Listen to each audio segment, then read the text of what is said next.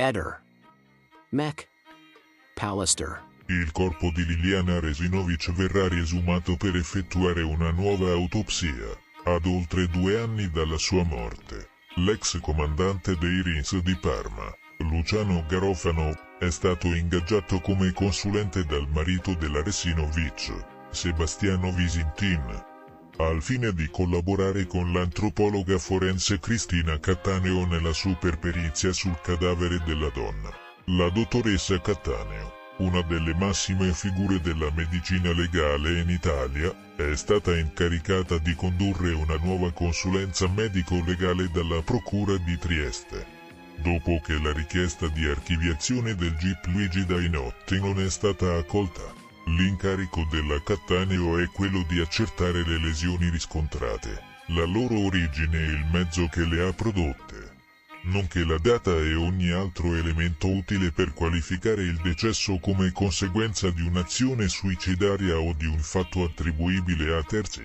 La dottoressa Cattaneo ha esaminato tutta la documentazione inviatale, comprese le relazioni di altri esperti, e ha stabilito che per fornire una risposta definitiva sul caso è necessario riesumare il cadavere. L'esame autoptico sarà condotto da un team di medici legali, tra cui Vittorio Fineschi, Stefano Derrico, Raffaele Barisani e lo stesso Garofano in veste di consulente del marito della Resinovic.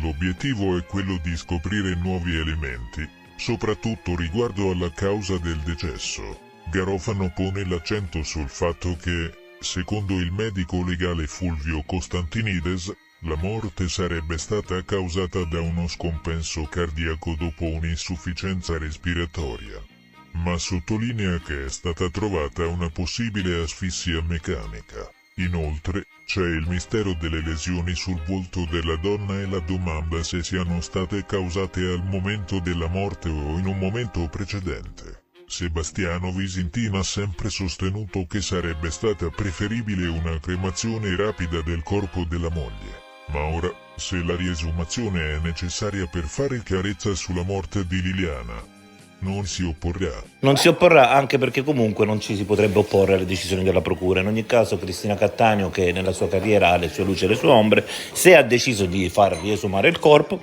vuol dire che dalle carte ha rilevato delle incongruenze. Quindi di per sé il fatto che venga riesumato il corpo già ci dice che la prima autopsia poco convince la Cattaneo. Ehi, non dimenticare di iscriverti a questo canale.